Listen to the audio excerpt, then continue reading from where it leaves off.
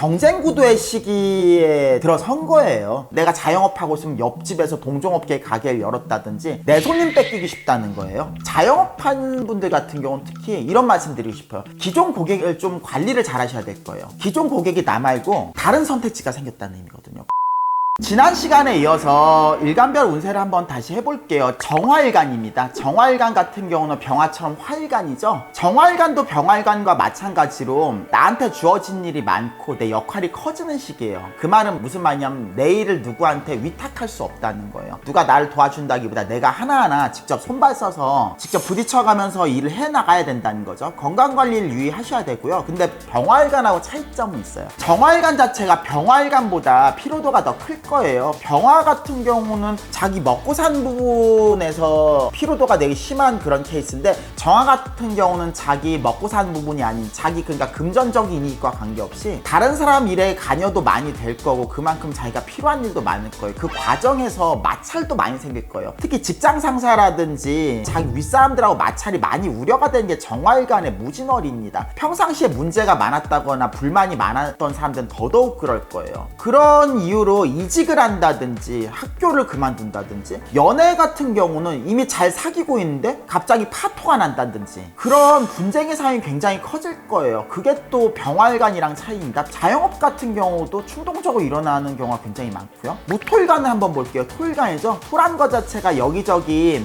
휩쓸리지 않고 중심을 지키는 그런 일간인데, 무토일간의 무진월이라는 거는 우리 쟁제운이란 게 그렇잖아요. 쟁제라는 게 뭐죠? 경쟁구도예요. 경쟁구도의 시기에 들어선 거예요. 경쟁이란 게 보통 어떨 때 경쟁을 많이 하죠? 뭐 시험일 수도 있고 입찰일 수도 있고, 그리고 연애 관계에서도 한 남자 한 여자를 두고서 많은 사람이 다툴 수가 있겠죠. 무토일간 같은 경우는 그래가지고 무진월이라는 게 막 돈을 벌고 그런 시기는 아니에요. 돈이 나가는 시기입니다. 근데 차이점이 갑을목 얘기했을 때 그 무진월은 일종의 투자의 개념이거든요. 투자를 해서 투자를 회수를 하냐 못하느냐의 그 차이일 뿐인데, 이렇게 무토 같은 경우는 어때요? 투자의 개념이라서 돈이 나가는 게 아니라 내 영역의 구역을 누가 침범하는 거예요. 내가 자영업하고 있으면 옆집에서 동종업계 가게를 열었다든지 내 손님 뺏기기 쉽다는 거예요. 자영업한 분들 같은 경우는 특히 이런 말씀 드리고 싶어요. 기존 고객을 좀 관리를 잘 하셔야 될 거예요. 기존 고객이 나 말고 다른 선택지가 생겼다는 거거든요. 그럼 기존 고객 입장에서는 굳이 나한테 매달릴 이유가 없잖아요. 그렇기 때문에 기존 고객한테 더 잘해야 된다고 이렇게 말씀을 드리고 싶은 거예요. 기토일간을 보겠습니다. 기토일간도 쟁제운이에요. 근데 무토일간하고 차이가 있다면 겁제로 쟁제를 하죠. 상황이 더 나쁜 거예요. 그 말은 무슨 말이냐면은 자영업자 입장에서 특히 더 나쁜데, 무토일간하고는 다르게 가격으로만 경쟁하는 게 아니라 다각도로 경쟁을 하는 거예요. 이게 무토일간의 무진월이라는 거는 내가 영세 자영업자면 상대 영세 자영업자가 와서 나랑 경쟁을 하는 그런 형상이면은, 이 기토일간의 무진월은 나는 영세업자인데 대형 자본이 와서 나랑 경쟁을 하는 거예요. 더 불리한 여건으로 경쟁을 하는 거죠. 거기에서 그 경쟁에서 이기기도 어려운 거고요. 대인관계에 있어서는 무토일간보다 좀 나은 점이 있어요. 이미 알던 사람이 아닌 같은 업계에 새로운 인연들을 만나서 같이 경쟁을 하는 시기. 그 경쟁이라는 게 꼭 나쁜 것만 있는 건 아니거든요. 우리가 선의의 경쟁을 통해서 내가 성장한 부분도 있잖아요. 금전적인 부분에 있어서는 무토일간의 무진월보다 더 손해는 클 건데, 어떤 자신의 실력을 상승하고 새로운 걸 배우고 새로운 인연을 만난다, 그런 인연적 차원에서는 무토일간보다는 기토일간이 무진월이 더 좋은 시기라고 할 수가 있습니다.